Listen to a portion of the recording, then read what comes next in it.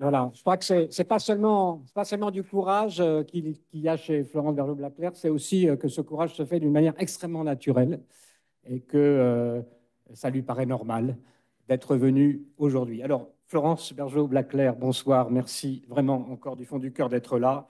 Vous êtes arrivé hier, vous repartez demain, donc vous êtes là pour ce Hélas. soir. Ce matin, on a fait un petit tour de la vieille ville avec des amis. On a visité, notamment évidemment, on a été au Cotel. Euh, J'aurais envie de vous demander, vous êtes là depuis quelques heures seulement, donc un peu plus de 24 heures, en tant qu'anthropologue et aussi en tant que personne. Qu'est-ce qui vous a frappé d'abord quand vous êtes arrivé et pendant ces quelques heures que vous avez vécues ici pour l'instant? D'abord, merci Antoine, merci à Daniel, merci à l'organisation hein, pour un tel événement. Je suis évidemment très touchée de cet accueil. J'ai été bien sûr sous le coup du charme de cette ville, Jérusalem, que vous nous avez fait le plaisir de visiter ce matin. C'est un lieu de mémoire, Jérusalem. C'est un lieu où on comprend que Israël est le gardien de cette mémoire et de cette mémoire qui est celle des Juifs, celle des musulmans, celle des chrétiens. Ça, c'est palpable, cette émotion aussi, cette spiritualité des lieux très chargés, on le ressent. D'où l'importance, bien sûr, de protéger un tel lieu. Israël le fait à prix fort, en fait. Quand on voit comment ce pays aujourd'hui est menacé dans son existence, c'est touchant, il faut le faire savoir. Et je pense que maintenant, je ferai partie des témoins, des gens qui sont venus et qui ont vu et qui pourront en parler. Hmm. Parce que c'est ça aussi le problème que nous avons en Europe, c'est qu'on parle beaucoup du conflit israélo-palestinien, israélo-arabe, etc. Et on ne se rend pas compte, en fait, de ce qu'il y a dans ce pays. Alors, j'avais visité la Syrie il y a une trentaine d'années. À l'époque, je voulais apprendre l'arabe. Et donc, et donc, on retrouve les mêmes paysages. Il y a quelque chose qui est commun, mais une organisation complètement différente. C'est vrai que c'est cet Occident qui pointe comme ça dans l'Orient, mais avec ces couleurs, cette spiritualité particulière. Voilà, en tout cas, vous avez vu très sensible aux lieux, Donc, je suis aux très odeurs aussi sensible. de Jérusalem. Il y a une odeur de Jérusalem, absolument. Alors, Florent Bergeau-Blaclair, avant de revenir quand même au sujet qui nous occupe et que vous nous donniez les résultats donc, rapidement de votre travail, comment vous en êtes arrivé à vous occuper de cette question des frères musulmans, de leur stratégie en France, en Europe, jusqu'à conduire cette enquête vous vous rendez compte dans le livre. Comment vous en êtes arrivé là, finalement, en tant qu'anthropologue française? Qu'est-ce qui vous y a conduit? C'est un long chemin, hein. C'est 30 ans de travail, 30 ans d'errance parfois, essayer de comprendre un sujet très complexe qui avait déjà été traité hein, largement, mais essentiellement d'ailleurs dans les pays musulmans. On parle des frères musulmans, mais surtout dans les pays musulmans. On en parlait très peu, que ce soit aux États-Unis ou en Europe. C'est un peu le hasard qui m'a conduit il y a 30 ans, alors que j'étais informaticienne, à changer complètement de chemin et m'intéresser à l'anthropologie et puis choisir un sujet un petit peu au hasard aussi. C'était 3 ans après l'affaire des foulards de Creil en 1989. Voilà, qu'est-ce que ces femmes avaient à dire, comment s'était installé, institutionnalisé l'islam dans un espace urbain. J'habitais à Bordeaux à l'époque, c'était des questions que je me posais et qui m'ont conduit à arriver dans la mosquée El Ouda de Bordeaux, qui était en fait une mosquée frériste. Alors, on n'en savait pas grand-chose, hein, des frères, des islamismes, des réseaux à cette époque-là. Oui. Il y avait quand même le livre de Gilles Kepel qui était paru, donc Les banlieues de l'islam, qui m'avait permis de faire le lien entre ce que j'avais vu, ce que j'avais assez rapidement compris, parce que presque immédiatement, quand je rentre dans cette mosquée El Ouda, je vais être, en fait, ils vont nourrir l'espoir qu'ils vont me convertir, mais pas seulement me convertir, mais me faire travailler pour eux. C'est quelque chose C'est qui raté, est... là, oui, effectivement. Alors, c'est un peu raté, c'est vrai, mais j'ai mis quand même quelques mois à comprendre à quoi j'ai été utilisée. C'est le travail de l'anthropologue, d'ailleurs, hein, d'aller sur le terrain, comme on dit, mais plus que ça, de travailler en immersion, mais aussi de comprendre la position qu'on vous fait tenir et en déduire, à partir des interactions, ben, en fait, quelles sont les caractéristiques du milieu, ce que vous allez analyser. Donc, c'est complètement différent d'un travail de journalisme. Et donc, il m'a fallu quelques mois pour comprendre à quel usage j'étais destinée. C'était très rapide, on me faisait rentrer dans les cercles religieux, j'y apprenais donc ce qu'avait dit Hassan el-Banna, bien sûr, Saïd Qutb, et c'est grâce à ces identifications successives que j'ai pu faire le lien avec le mouvement des frères musulmans. Et quand j'ai rapporté cette information à l'université, on m'a dit, vous vous trompez, vous êtes tombé sur un petit nid d'intégrisme, mais ça n'est pas ça, ça n'existe pas en France. Je vous le fais en résumé. Donc dès le départ, en fait, si je sens une adversité, comment rapporter ça à l'université, comment trouver les mots pour que ce soit compris, admis. Et malheureusement, c'est quelque chose que j'ai toujours du mal à faire, puisque depuis un an au moins, je ne peux plus aller à l'université enseigner, donner, Ça, il faut quand même le donner des souligner, hein, conférences. vraiment, parce que vous êtes euh, totalement blacklisté. Alors, pour des raisons, tout simplement parce qu'on ne vous invite pas. Alors, on ne m'invite plus depuis l'affaire de la Sorbonne. La Sorbonne m'avait invité et puis avait suspendu cette séance, et ce qui avait créé un émoi médiatique. Et ensuite, la séance avait pu avoir lieu, mais ça avait fait tellement Voilà, que finalement, plus aucune université ne vous, veut se risquer en fait à voilà, faire vous venir étiez quelqu'un qui allait Florence poser des Bergeau-Blaclair. problèmes, c'est ça. Ouais. Et depuis la sortie du livre, vous êtes devenu quand même un auteur à succès, il faut le dire, parce que le livre a eu beaucoup de succès en France et ailleurs, d'ailleurs, dans le monde francophone. Mais vous êtes devenue aussi une femme à abattre, donc, de manière globale. Vous êtes menacée de mort, d'ailleurs. Comment est-ce que vous vivez cette situation? Et finalement, pourquoi vous êtes là ce soir, malgré tout, malgré les conseils amicaux des autorités françaises qui sont chargées de vous surveiller? Bah, disons que je suis menacée, mais aussi protégée. Il y a effectivement eu des procès, un individu qui est en prison, etc. Donc effectivement, la menace est prise très au sérieux par le ministère de l'Intérieur français. Mais voilà, je me sens aussi protégée. C'est grâce à cette protection policière que je peux faire mon travail, malgré tout. Alors même si ce n'est pas dans les universités au CNRS, c'est un petit peu partout en France où je sens que j'ai une écoute et un soutien très fort, qui est beaucoup plus fort même que celui de l'université, évidemment, mais aussi des élus et parfois des hauts fonctionnaires ou des chefs de parti. On voit que les gens, les citoyens, ont envie de comprendre, et je me bats aujourd'hui pour qu'ils puissent eux-mêmes avoir les moyens intellectuels de se défendre, parce que c'est ça notre problème. Les frères musulmans, c'est un système intelligent, du moins en Europe. Il ne favorise pas la violence. Si elle se produit, il l'utilise, mais il ne la demande pas, il ne l'exige pas. Donc, ils utilisent plutôt l'influence, l'entrisme, etc., ce dont je Ouais, vais si vous on n'a plus parler. pas besoin de la violence, autant s'en passer finalement pour progresser. Alors, peut-être que vous Exactement. pouvez maintenant nous présenter de façon globale hein, les résultats de cette enquête pour qu'on ait quelques idées sur le contenu de ce que vous avez trouvé et dont vous nous rendez compte. Ok. Donc, moi, je voulais vous amener quelques diapos hein, pour vous. Voilà, il faut que vous restiez dans le micro. Vous les connaissez, les diapos? Oui. Voilà. Oui, en plus, Voilà. vous avez raison. Là, ce sont les frères musulmans de France en 2016. Jusqu'à, je crois, il y a 2 ou 3 ans, les frères musulmans se présentaient. Merci. Ne se présentaient pas comme tels, bien évidemment, mais organisaient chaque année au Salon du Bourget, donc un immense espace qui pouvait recevoir des dizaines de milliers de musulmans venus de France ou des pays limitrophes francophones, où ils organisaient donc des très très grandes manifestations avec des conférences et leurs mentors. Ce sont des espaces de vie, hein, ce sont des espaces où on marie les enfants, ce sont des espaces culturels. Euh, c'est des librairies aussi qui contiennent essentiellement des ouvrages salafistes. Quelque chose de très important dans le paysage religieux musulman qui n'est pas comparable avec ce que pourrait faire le Conseil français du culte musulman ou la Mosquée de Paris, qui sont les interlocuteurs en principe officiels de l'État.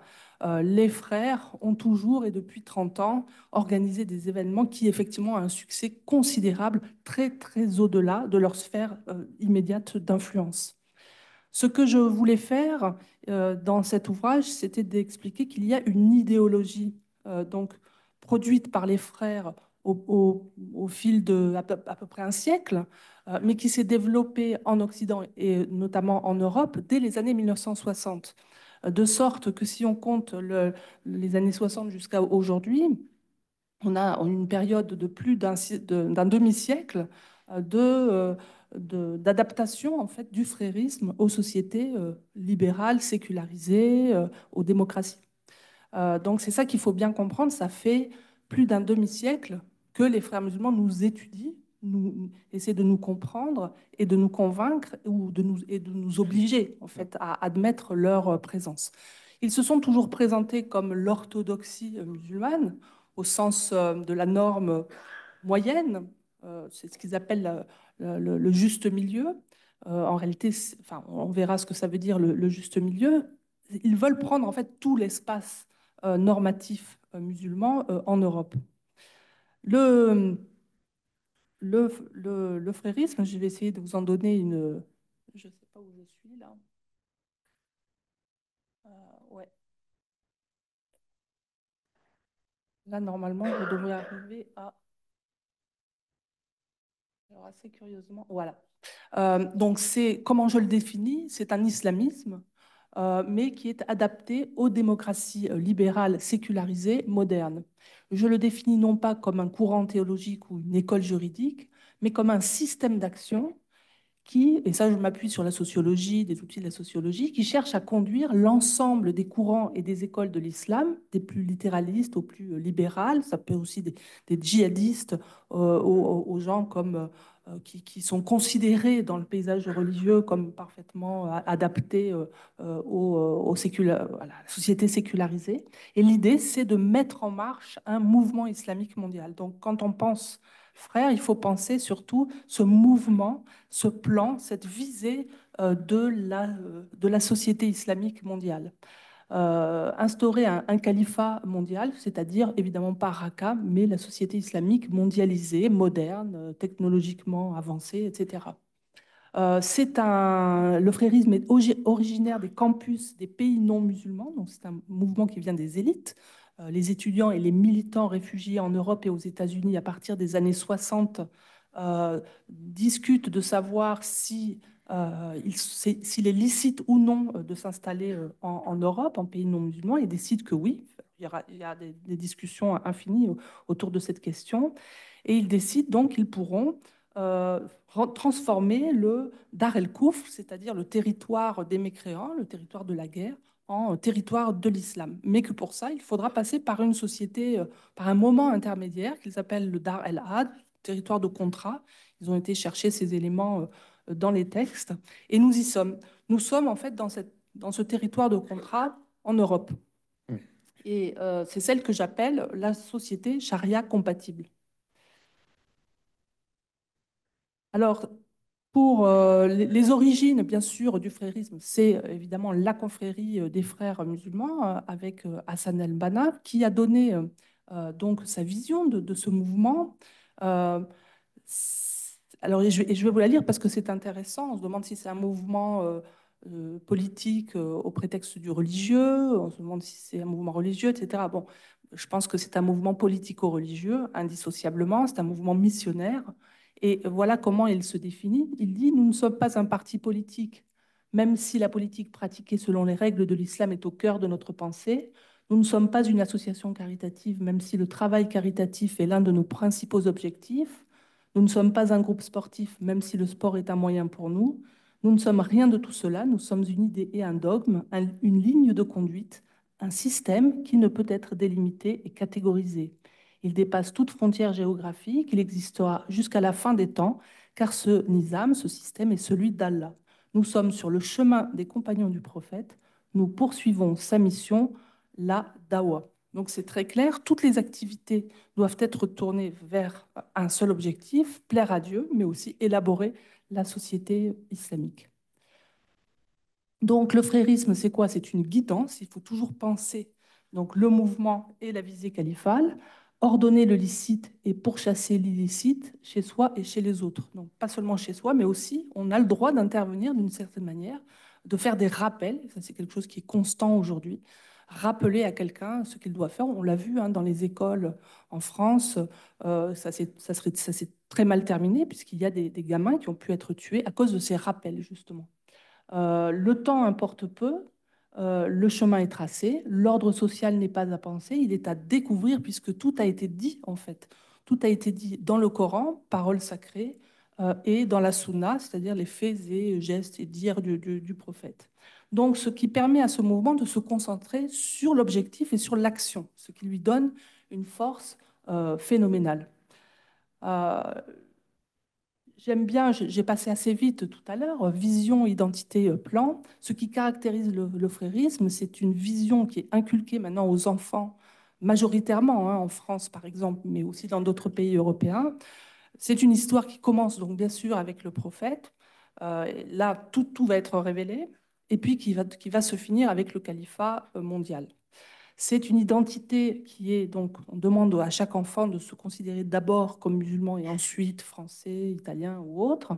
Et puis c'est surtout la dimension controversée par excellence, celle que mes collègues n'ont jamais voulu reconnaître, malgré que c'est permanent dans la littérature frériste, et notamment celle plus adaptée à l'Europe de Youssef El-Kardaoui, c'est la dimension du plan, le plan de Dieu. Donc, quand j'en parlais de cette dimension, on me disait, mais c'est du conspirationnisme. Ce n'est pas du conspirationnisme, c'est une visée de l'histoire, c'est une eschatologie. Il faut la prendre en compte, sinon on ne comprend rien au mouvement des frères musulmans. Mais dès lors qu'on la prend en compte, à ce moment-là, on est sous le feu nourri des attaques des gens qui veulent évidemment pas qu'on découvre leurs secrets.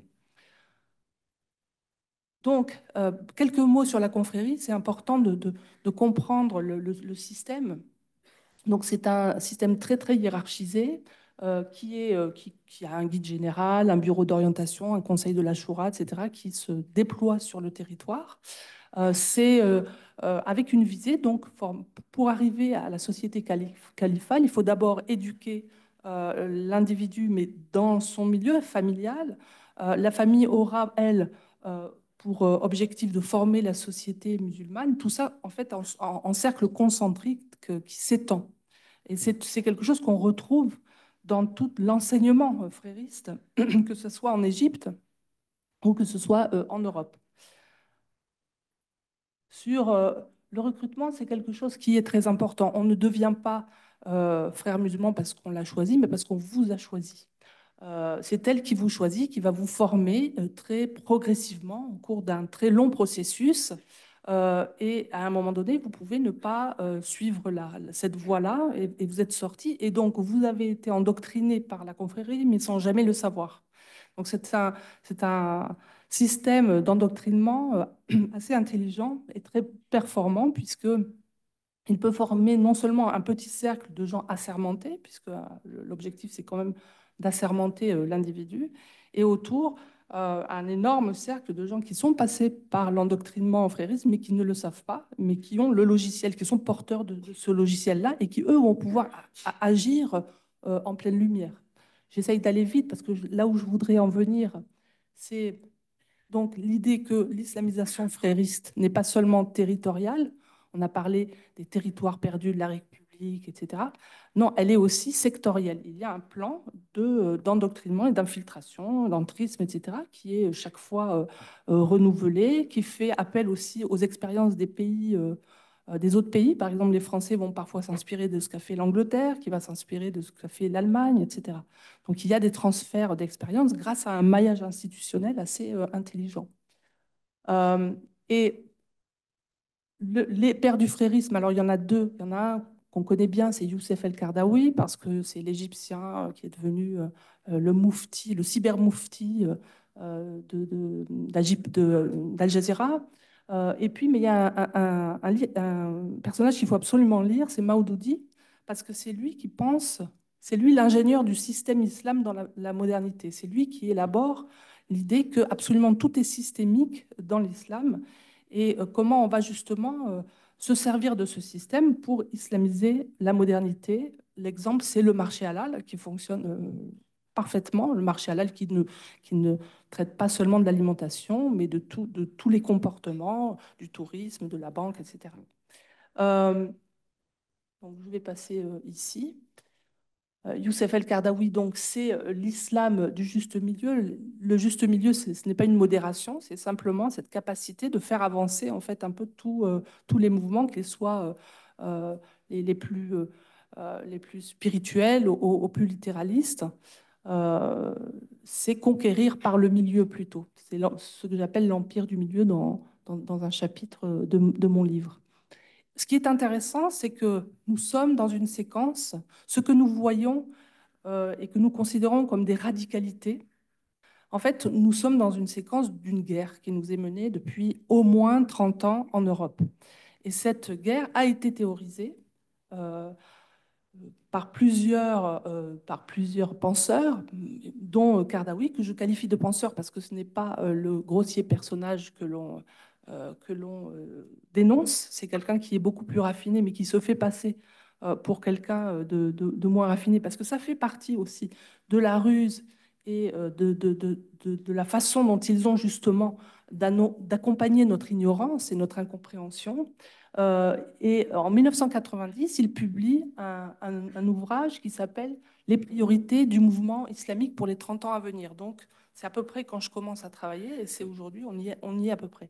Et ce qu'il prévoit, c'est produit. Ce qu'il prévoit et ce qu'il annonce et et ce qu'il dirige d'une certaine manière, eh bien, ça s'est produit aujourd'hui.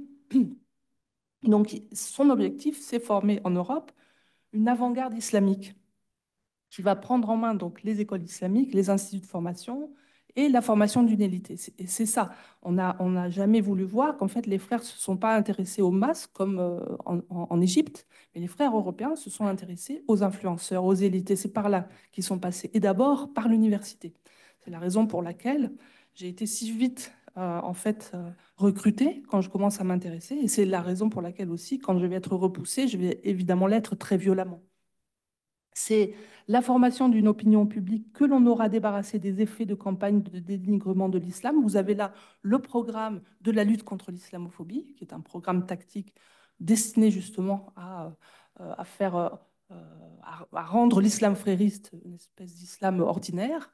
Et puis la préparation d'un climat mondial d'acceptation de l'existence de l'Oumma que le marché halal global fait parfaitement. Donc, euh, Kardawi, je vais en finir sur cette diapo, peut-être la diapo suivante, euh, donc établit les grands domaines d'islamisation. Donc vous voyez que tout ça est organisé, c'est-à-dire que vous avez des attaques djihadistes et la façon dont les frères vont vont immédiatement sonner la sirène de l'islamophobie. Donc il y a une attaque sur un territoire, hop, en fait c'est si cette attaque s'est produite, c'est parce que les musulmans sont maltraités, donc ils deviennent un peu fous. Et donc, il faut faire attention aux représailles, etc. Surtout, il faut protéger les musulmans. Chaque fois que quelqu'un, un chrétien ou un juif, n'importe qui est attaqué, il faut protéger les musulmans. Donc ça, c'est assez bien, c'est assez bien rodé. Mais donc ça fait partie du domaine de la guerre, du domaine numéro 5 ici, la ruse, le djihad. C'est bien sûr le secteur de l'éducation, je l'ai dit, qui est prioritaire, donc avec les abayas, c'est ce qu'on appelait les offensives hein, dans les écoles. L'université avec l'islamisation de la connaissance. L'islamisation de la connaissance, c'est une discipline qu'ils ont développée. C'est pas une expression qui m'est propre, c'est la leur. Les domaines sociaux, sportifs, etc., on sait hein, qu'ils passent par là aussi pour influencer les comportements des musulmans. L'objectif, c'est d'abord les musulmans, la communauté musulmane, enfin le moyen, et ensuite le reste de la société. C'est l'économie du halal, c'est bien sûr Al Jazeera et sa petite sœur AJ+, qui est une chaîne qui diffuse en fait la pensée wokiste, qui est une espèce de ramollissement qui vise à ramollir les cerveaux. Donc ça donne une classe plusieurs classes de missionnaires. D'abord celle des entrepreneurs, des élites. Les femmes aussi jouent un rôle très important. Il faut former des femmes leaders islamiques dans les domaines de la mission, de la pensée, des sciences, de la littérature, de l'éducation. Et pour les enfants, on prévoit donc plutôt une éducation inspirée de soufisme, où on leur apprend à adorer Dieu en tout temps, partout. Il y a une littérature considérable sur, pour les enfants, qui est une littérature salafiste extrêmement préoccupante parce que les gamins deviennent un peu schizophrènes. Ils arrivent dans un monde et puis ils arrivent d'un monde et ils arrivent à l'école dans un autre monde, ce qui crée bien sûr des tensions. Et de temps en temps, ils vont, euh, quand ils sont adolescents ou jeunes adultes, passer à l'acte.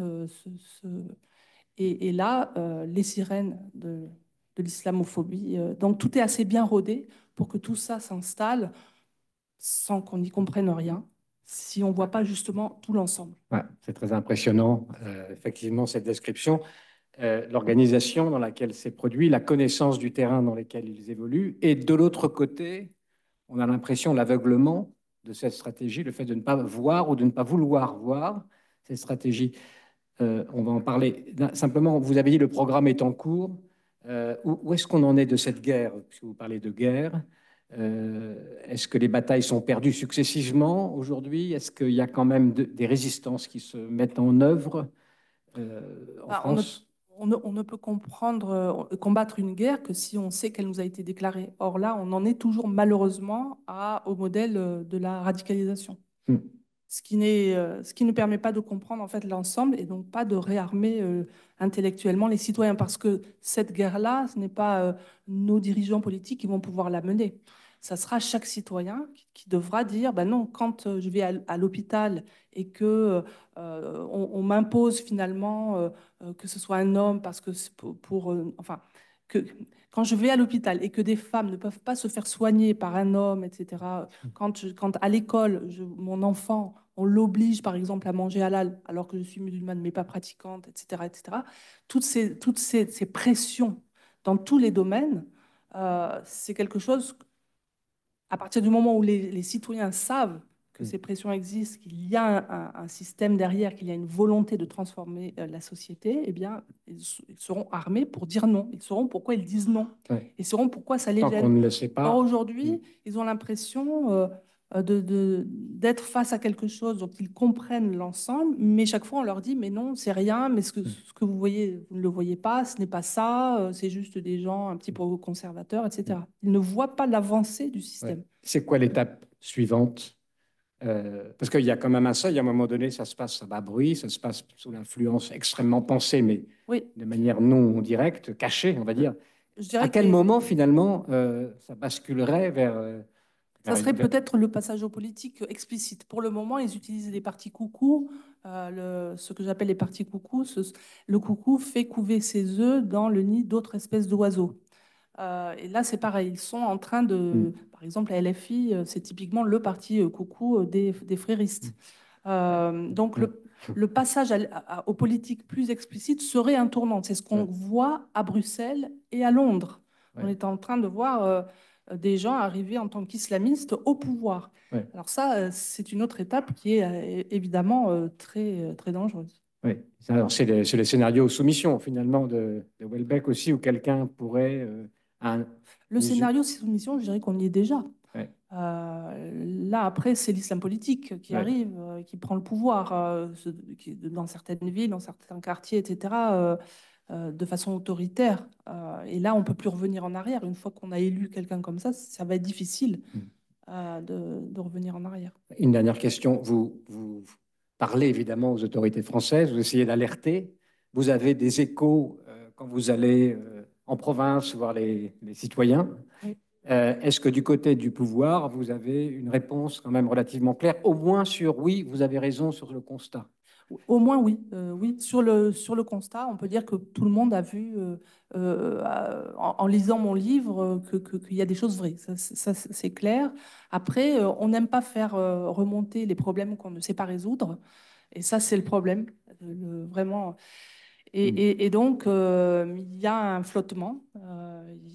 Qu'est-ce qu'on va faire? Alors là, on a Gérald Darmanin, enfin le président Macron plutôt, a lancé donc un rapport public sur cette question. On va voir ce que ça donne. Moi, j'attends de voir. L'intention est bonne, on va voir. Mais Hmm. ce qui est important de comprendre, c'est la très haute sensibilité du sujet. On les Euh, comprend, parce que politiquement, montrer, enlever le voile sur ce que vous dites et découvrir la réalité, le dire officiellement, publiquement, en disant voilà, nous sommes en guerre, il y a il y a une guerre qui nous est menée et nous y répondons. C'est déclenché peut-être une guerre civile aussi, politiquement, si on se met à la place des politiques. Comment ils raisonnent? Oui, peut-être, mais en même temps, je ne vois pas comment on va pouvoir faire autrement si on veut réarmer les citoyens. Il n'y a que quand on passera à cet état de guerre psychologique, alors appelons ça guerre psychologique si on veut, c'est ça que veut dire djihad. Il n'y a que par ce passage-là qu'on pourra dire aux gens, ben, vous avez raison de vous réarmer. Il faudra... Donc ça veut dire qu'il faudra des formations, faudra leur expliquer comment ça marche. Quand on voit, il y avait un événement qui vient d'être interdit, donc ça c'est une bonne chose, qui sont organisés par des salafistes, des frères, etc. Il faut qu'on explique aussi d'un autre côté à ces gens-là que même si on ne peut pas interdire l'événement, voilà ce qui se joue, voilà ce qui existe. Or, aujourd'hui, l'université ne fait plus son travail. Elle a empêché des gens comme moi et d'autres d'en parler, de décrypter ce qui se passe. Et ça, c'est évidemment dramatique. Donc, il faut relancer, bien sûr, les recherches. Ça, c'est la priorité absolue. Et je vais dire aussi pour terminer, cette semaine, j'avais organisé un grand colloque international avec des collègues venant du Danemark, de Suède, de Londres, un petit peu partout en Europe. On fait tous le même constat. On est tous d'ailleurs un peu menacés, plus ou moins, mais on fait tous le même constat. Il se passe les mêmes choses dans chacun des Ouais. pays. Donc il Pays y a bien des d'Europe dit de transferts l'Ouest, plutôt, d'expérience. c'est ça, plutôt, ou tous les pays d'Europe en général. Ça Pardon? concerne quel pays quand vous parlez des pays d'Europe? Surtout les pays d'Europe de l'Ouest, hein, là où Ouais. il y a une forte immigration musulmane, Mm. bien sûr, mais on fait tous le même constat. Donc, on voit tous les mêmes choses et on n'a pas forcément. Moi, j'ai pas lu tout ce que Mm. fait mes collègues, mais on voit qu'il y a des éléments. Donc, ça veut dire que la réponse aussi doit être européenne, elle doit être mondiale, en fait. Mm. Et les Juifs français, européens, Alors, dans tout ça? sur la question de l'antisémitisme, alors depuis le 7 octobre, je veux dire, tout est sorti. Pour moi, ce qui a été révélé par le 7 octobre existait déjà depuis 20 ou 30 ans. Il y avait un travail véritablement de certains qui étaient proches de la sphère frériste, qui allaient qui étaient profondément hostiles à Israël, à l'État d'Israël. Et donc, qui cachaient derrière leur antisionisme un antisémitisme, mais très profond et très virulent. Ça, moi, je le voyais Mm. dans mon laboratoire, mais je ne pouvais pas non plus l'exprimer parce qu'évidemment, je n'en avais pas des preuves, j'avais pas. Mm. Et ce qu'on a vu depuis le 7 octobre dans les universités, tout doit. Enfin, maintenant, c'est très évident. Cet activisme-là ne vient pas des États-Unis. Mm. Elle vient de ces réseaux fréristes. Pour moi, c'est tout à fait net. Mm. Mais on continue à expliquer que c'est le wokisme ou je ne sais quoi. Le wokisme joue sa part, bien sûr, mais joue sa part d'idiot utile. Ouais. En tout cas, Mais le ils moteur, exploitent le terrain qu'ils ont, quoi. voilà. Ouais. Mais le moteur, Oui. c'est le frérisme. Et donc, là, aujourd'hui, ça BDS et concerne tout ça, ce sont les réseaux fréristes. mm, Pardon. toute l'Europe est concernée. Voilà, on a, ce qui est paradoxal et à souligner, c'est que le 7 octobre, paradoxalement, a joué un effet de libération Alors, de cette parole. de révélation plus que de libération, parce que Ouais. malheureusement, on s'est révélé, tout le monde le voit, mais on continue quand même quelque part à ne pas prendre la mesure du problème. Mm. Merci beaucoup. Je Merci vous en prie. Florence Hervé de Lacroix.